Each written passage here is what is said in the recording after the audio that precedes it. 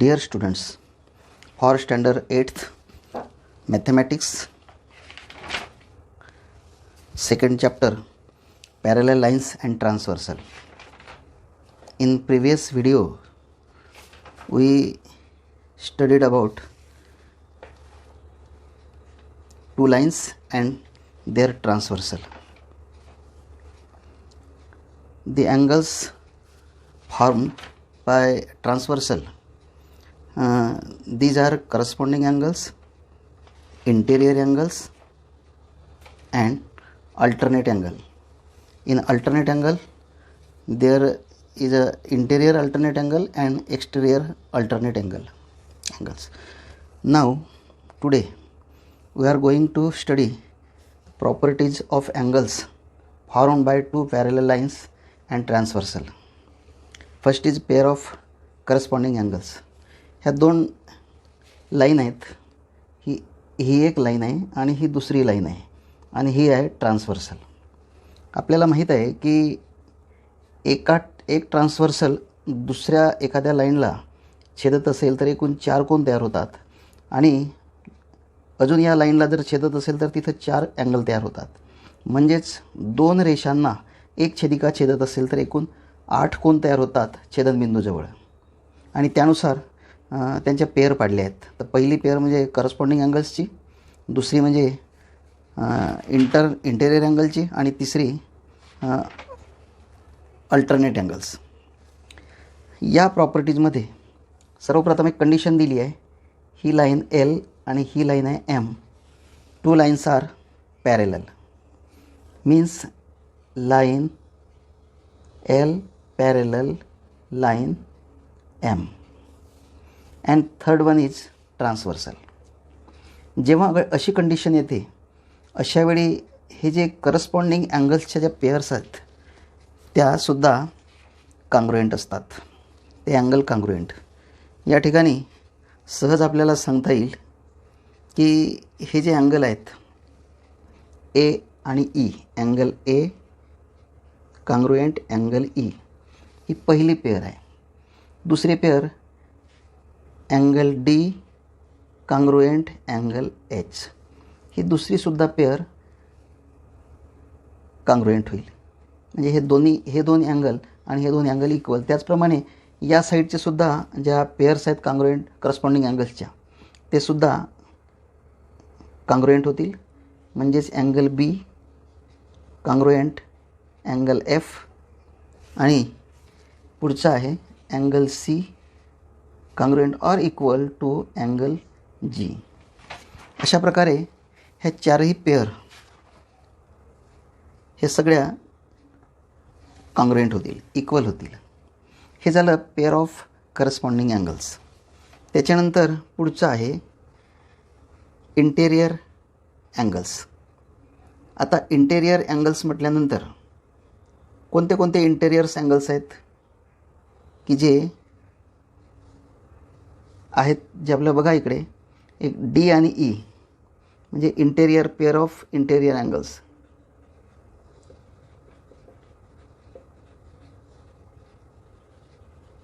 हे जे पेअर आहेत या पेअर आहेत डी आणि ई. तर हा जो डी, अँगल डी आणि अँगल ई यांची मात्र बेरीज 180 डिग्री होईल. यांची जी बेरीज आहे, दोन्ही अँगलच्या मापांची बेरीज आहे ही 180. Means this two angles are supplementary. म्हणजे यांची बेरीज किती होईल 180. त्याचप्रमाणे इकडे जे इंटेरियर अँगल आहेत angle C and angle F also 180. यांचीसुद्धा सम जी आहे measure of two interior angles are 180. Sum of measure of two interior angles are 180 degree. तर अशा प्रकारे इंटेरियर जर अँगल म्हटलं तर त्यांची बेरीज 180 डिग्री होईल. पुढे आपण बघणार आहोत हे सर्व. आणि तिसरं आहे alternate angle, pairs of alternate angles. यामध्ये इंटेरियर आणि एक्सटेरियर अँगल्स आहेत. आता इंटेरियर म्हणजे कोणते? तर इंटेरियरचा अर्थ असा होतो हे दोन, ज्याला आपण नंबर 1 इंटेरियर अल्टरनेट अँगल्स आणि दुसरं आहे एक्सटेरियर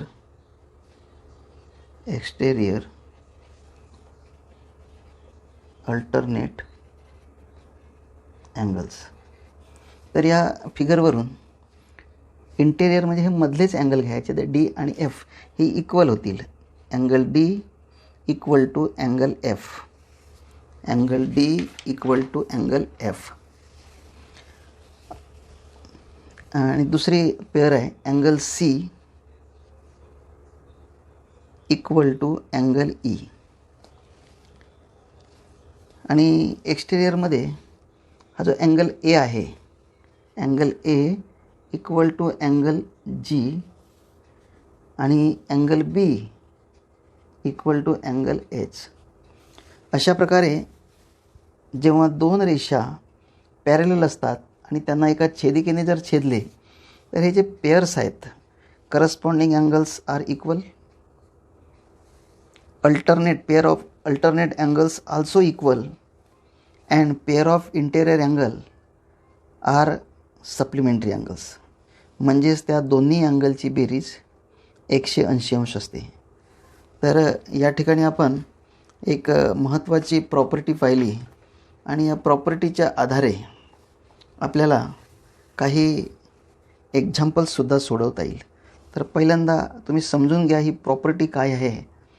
परत एकदा आपण बघू. दोन लाईन जर पॅरलल असतील, if two lines are parallel and there is a transversal which is intersect two parallel lines, then pairs of corresponding angles are equal, pairs of alternate angles also equal, and pairs of interior angles are supplementary. Means the sum of measure of two interior angles are 180 degree. म्हणजे या बाजूची सुद्धा बेरीज 180 आणि या बाजूची बेरीज सुद्धा 180.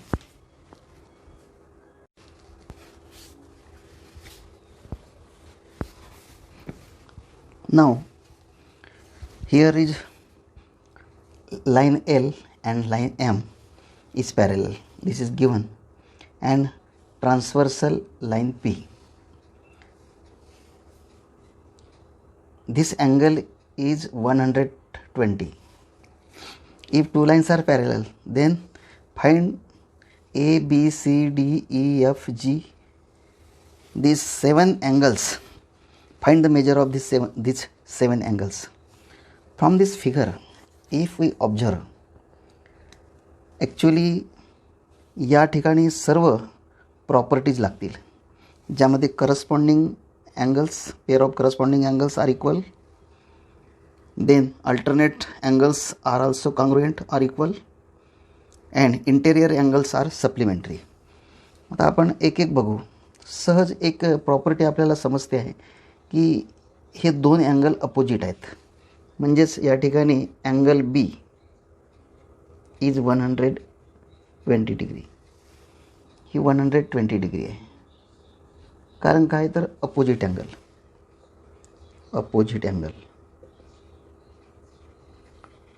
आपल्याला माहीत असेल अपोजिट अँगल कशाला म्हणतात. जेव्हा एक रेषा दुसऱ्या रेषेला इंटरसेक्ट करते अशा वेळेस हा अँगल अपोजिट असतो. म्हणजे हा जर 120 डिग्री असेल तर हा सुद्धा 120 डिग्री राहील. तसंच हे दोन्ही अँगल्ससुद्धा कॉन्ग्रुएंट असतात. म्हणजे अपोजिट अँगल्स आर इक्वल. आणि हे जे दोन अँगल आहेत हे आपल्याला माहीत असेल यांचीसुद्धा बेरीज 180 असते. कारण हे सगळे सप्लिमेंटरी असतात. हे दोन्ही जे अँगल आहेत हे सप्लिमेंटरी आहेत. तर या नियमाचा जर वापर केला तर बीचे माप आहे 120. अजून आपल्याला या ठिकाणी सांगता येईल की हे जे दोन कोन आहेत म्हणजेच 120 degree plus angle A equal to 180 degree. म्हणजे या दोघांची बेरीज किती आहे 180. यावरून angle A equal to 180 degree minus 120 degree equal to 60 degree. म्हणजे हा जो अँगल आहे हा 60 डिग्री आहे. आता खूप सोपं जाईल. आता आपण करस्पॉन्डिंगचा जर विचार केला तर हा 120 आहे, तर हा डीसुद्धा 120 राहील. म्हणजेच angle D is also 120. This angle also 120 degree. यावरून हा अँगल डी हा 60 आहे, तर सीसुद्धा 60 होईल. म्हणजेच angle C equal to angle A also 60 degree. हा जो अँगल आहे हा 60 डिग्री होईल. यावरून हा जर सी आहे 60 डिग्री, तर जीसुद्धा 60 डिग्री होईल. म्हणजेच angle C equal to angle G also 60 degree. म्हणजे हा सुद्धा 60 डिग्री होईल. त्याचप्रमाणे ए जर 60 डिग्री आहे तर ईसुद्धा 60 डिग्री होईल. Angle A equal to angle E equal to 60 degree. त्याचं कारण काय आहे? What is reason? These two angles are corresponding angles. These two angles are corresponding angles. These two angles are corresponding angles and these two angles are also corresponding angles. म्हणजेच angle B equal to angle F equal to 120 degree. 120 degree. यावरून सर्व आपण angle हे शोधला आहे, हा सुद्धा 120 degree होईल. अशा प्रकारे जर कंडिशन दिली असेल की दोन लाईन समजा पॅरेलल असतील आणि एक छेदिका असेल, तर अशा प्रकारे हे सर्व नियम, ज्याला आपण corresponding angles are congruent, alternate angles also are congruent and interior angles are supplementary. बघा इकडे interior angle C and D यांचं या मेजर यांची सम जर केली तर 180 राहील. ही सुद्धा 180 सगळे इथं आहे. जर आपण अल्टरनेट अँगलचा जर विचार केला तर बघा हा सी आणि ई इक्वल आहे, बी आणि डी इक्वल आहे. त्याचप्रमाणे एक्सटेरियर अल्टरनेट अँगल आहेत पहा, हा 120 तर हा सुद्धा 120. हा 60 डिग्री आहे तर हा सुद्धा 60 डिग्री आहे. तर अशा प्रकारे या कंडिशनमध्ये हे तीनही प्रॉपर्टी समजा आपण लावले तर कुठलाही अँगल, एक अँगल जर दिला असेल तर उरलेले 7ही अँगल आपल्याला त्याचं मेजर काढता येते. Now practice set 2.2. Actually in this practice set first problem is choose the correct alternative. या फिगरचा अभ्यास करायचं आणि काय दिलेलं आहे condition, line M parallel line N. ह्या दोन लाईन पॅरेलल आहेत आणि लाईन पी ही ट्रान्सव्हर्सल आहे. पुन्हा तेच आलं, जेव्हा ह्या दोन लाईन पॅरेलल असतात आणि एक ट्रान्सव्हर्सल असते तर आपल्याला 3 रूल माहीत पाहिजेत. कुठले कुठले? करस्पॉन्डिंग अँगल्स आर कॉन्ग्रुएंट, म्हणजे हे दोन अँगल कॉन्ग्रुएंट, हे दोन अँगल कॉन्ग्रुएंट, हे दोन अँगल आणि हे दोन अँगल कॉन्ग्रुएंट. त्याच्यानंतर अल्टरनेट अँगल्स आर कॉन्ग्रुएंट. आता अल्टरनेट म्हटल्यानंतर हे सुद्धा अँगल कॉन्ग्रुएंट, हे सुद्धा अँगल कॉन्ग्रुएंट. आणि इंटेरियर अँगल्स आर सप्लिमेंटरी, म्हणजे यांची बेरीज किती होईल 180, यांची बेरीज 180. आता आपल्याला काय दिलेलं आहे की हा अँगल आहे 3x आणि हा अँगल आहे x. सहज जर आपण पाहिलं तर हे दोन अँगलचा जर आपण विचार केला, ऑब्जर्व केलं, तर हे दोन्ही अँगल इंटेरियर आहेत, बिलकुल डेफिनेटली. आणि इंटेरियर असल्यामुळे जर आपण रूल लावलं तर सहज सांगता येते की 3x आणि x हे यांची बेरीज जी आहे ती 180 डिग्री होईल. आता 180 डिग्री होईल. आता आपण हा साधा इक्वेशन सोडवायचा. 3x आणि 1x म्हणजे 4x म्हणजे 180 degree. x is equal to 180 degree upon 4. तर यामध्ये आपण सहज सांगता येईल, याला आपण भागाकार केला, 4ने 180ला जर भागले तर 4 4 जार 16, 2 remaining 0, 4 5 jar 20. Means answer is 45 degree. तर हा जो अल्टरनेट सी आहे हे करेक्ट आहे. तर अशा प्रकारे कुठलाही एक्झाम्पल सोडवताना ह्या प्रॉपर्टीज कशा लावायच्या, तर यावरून सहज आपल्याला कळते की इथं इंटेरियर अँगल जे आहेत याची प्रॉपर्टी आपल्याला इथं लावावं लागेल. हे जे इतर एक्झाम्पल्स आहेत ते सुद्धा या प्रकारे सोडवायचं आहे आपल्याला. तर प्रॅक्टिस सेट 2.2 आपल्याला संपूर्ण सोडवायचं आहे. आणि हे सगळं झाल्यानंतर we will see in next video how to draw a line parallel to the given line. अभ्यास करा, प्रॅक्टिस सेट 2.2 सोडवा. थँक्यू.